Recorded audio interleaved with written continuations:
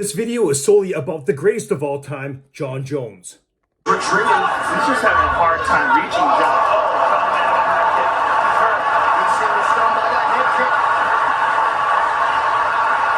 Jones trying to catch the issue here. Cormier is down. Not out yet.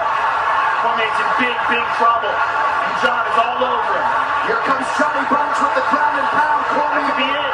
Trying to survive. He's out. Again they battle in another big knee. 45 seconds on the clock in a second. He's got a choke. Trying to choke him out and finish the fight here. Yoda's in trouble. Trying to finish this fight.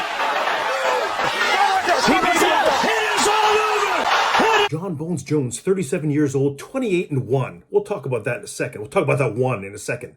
He won the light heavyweight title back in March 2011, beating the shit out of Mauricio Shogun Hua. Here's the end of that fight. Jones with a left hand.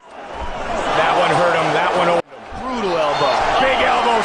Trying to finish this fight. Shogun's badly hurt, Mike. Jon Jones looking to finish Shogun. Vicious knee to the body and an uppercut.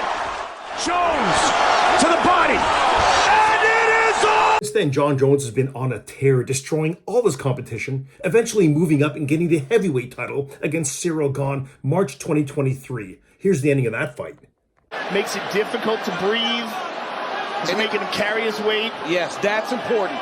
Jones is just making him carry him.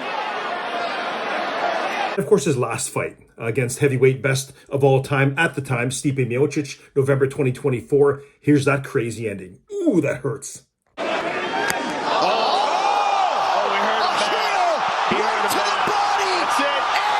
So there's your basic, in a nutshell, fighting history of the greatest of all time, Jon Jones. But between his greatness and all those wonderful fights, there was a lot of shit that this guy got into. Now, his only loss was to Matt Hamill in 2009 because he hammered him with 12-6 elbows, which were illegal back then.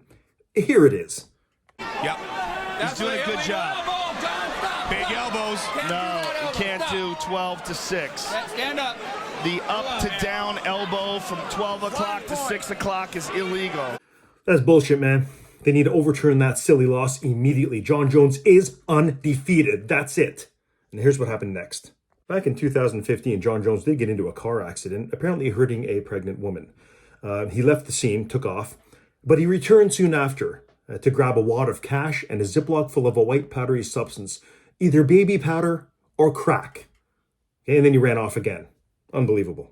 Back in 2014, at a pre-fight press conference, Jon Jones and Daniel Cormier went head-to-head, and a giant brawl happened. Check it out. That was legendary.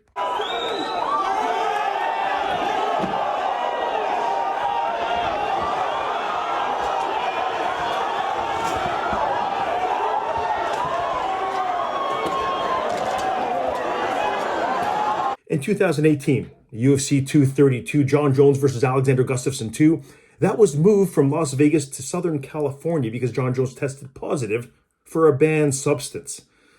Yeah. Never happened before or since. An entire card was moved to another state. Incredible.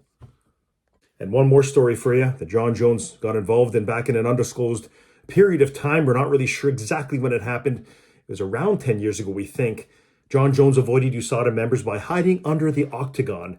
I did a short video about this last year. This describes exactly what happened. It's disgusting. 6 years ago, Chael Sonnen told us a really interesting story, but when USADA came to Jon Jones' training facility for a random drug test, they showed up one day out of the blue, and one of the trainers saw them in their car and said, "Hey, Jon, listen, looks like USADA's here. You better get the hell out of here." And Jon's like, "Holy shit!" And he scooches under the octagon and hides there. The USADA members come in and they go, "Yeah, we're looking for Jon Jones." And the trainer says, "Yeah, he was here a second ago. I don't know where he went. I don't know where he is." And they said, "Okay, we're going to sit here. We're going to wait." Well, they waited for 8 hours for Jon Jones to appear, and he never did. So they said, "Okay, we're going to get up. We're going to leave. You tell Jon Jones that we're looking for him." And they left. So the trainer goes, "Hey, Jon, listen, USADA's gone. You can come out." Jon Jones crawls out from underneath the octagon. He's got no pants on, and it stinks. And Jon says, "Look, I'm sorry, guys. It was 8 hours. I did a number 1 and a number 2 under there. It's a horrible mess. You guys cleaned it up. I'm going to take a shower." So the trainer says, "Okay, we'll call the janitor." And all you hear on the intercom is, "Would Bilal Muhammad please come to the octagon and bring a mop?"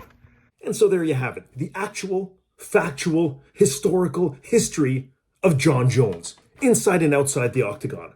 Hopefully we'll see him soon in that final fight to unify the heavyweight title against Tom Aspinall. A little reminder of what Tom Aspinall is capable of. 8 years old. Those leg kicks will pay dividends.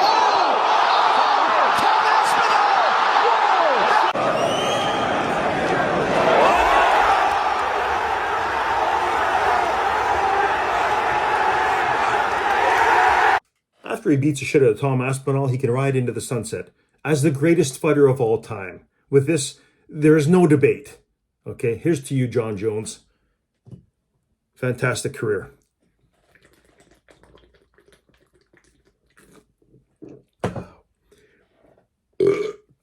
Jon Jones, greatest of all time. Sorry, excuse me. Inappropriate.